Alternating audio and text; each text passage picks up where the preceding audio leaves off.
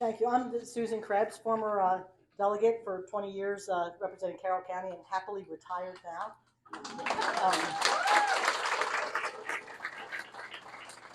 And for 4 years before that, I served on the Board of Education. So the Board of Education is a passion of mine. That's why I'm here. That's why you're all here as well. So first, I wanted to say our delegation in Annapolis are down in Annapolis, and this is the height of for crossover, and they're all busy. And Chris Tomlinson, Delegate Tomlinson, was supposed to be here to do the introductions, and he's in a long judiciary hearing tonight. So I'm here on behalf of the delegation. I was with them on Monday night, and I went down and sat on the floor, and I just said, "Thank you, God, that I'm back in Carroll County." But anyway, it was great. It's great that they're there. So they give their regards that they can't be here. They certainly would. The entire delegation in Carroll County supports these two candidates, and I'm going to introduce them in a minute, here for the Board of Education. And this is unprecedented for a Board of Education race. To have this kind of support, this kind of need for support for fundraising for a Board of Ed race, but it is essential because of what we're up against. And you all know it, I'm not going to be negative about it, but we have two different schools of thought, and the Carroll County School of Thought is right here with these two the candidates, Kristen Zihmer and Greg Malvo. And and you're here to support that, and we need to make sure that they are successful.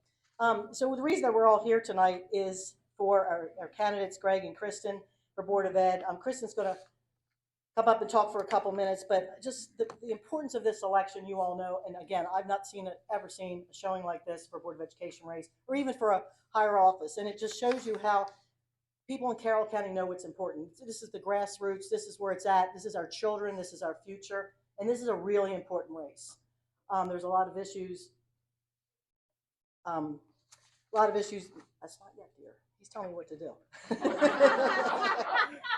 I got my. That's the first. You should know. So anyway, this is a really important race, and both Greg and Kristen are going to be on the ballot, and it's an interesting time. There are 4 people to get through the primary. The primary is May the 5th. But because there's only 4 people and 4 people get through the primary, they will not be listed on the primary ballot. What did you call it? It's called a collapsed ballot, which I've never seen. So they won't even be on there to be voted on. So you'll see the signs going back down again until later in the fall when we're going to have the general. So that's when the big push is going to be in the fall because of this collapsed ballot here in the primary. And it's a nonpartisan election, so you will not see the 2 R's for the 2 candidates here and the 2 D's on the others. It will not have any party affiliation. But very quickly, I mean, you all know about Kristen. That's why you're here, and you've probably seen her hand cards. But Kristen and Greg both want to get back to focusing on basics. We've been distracted in the last number of years over things that are distractive to education in our state. And we've always done a really good job in Carroll County. We've always been a top performing school system, and we want to keep it that way. It's because parents are involved, they're active. Our teachers reflect the people in our community. They don't want to be teaching some of this stuff that's being jammed down our throats either. So these guys are going to get us back and make sure that we continue the good work that this current Board of Education is doing to fight back on the takeover of our local public schools and what's best for our kids. And not only fight back in Carroll County, but this current group of board members has fought back against during COVID, what was going on during COVID. Our Board of Education was on the front end of saying, open our schools, take the masks off. There's no science behind this. They were the leaders in the state. Sometimes they weren't successful. It was frustrating, but they were the ones out there doing what was right for our students. Unfortunately, this election has become about the union candidates versus the parents candidates, and the other 2 candidates are being supported big time and will be by the Teachers Association, which unfortunately has become an arm of the progressive wing of the Democratic Party. And I don't say that lightly, because in my day they weren't like that, but it has become that pretty much nationwide.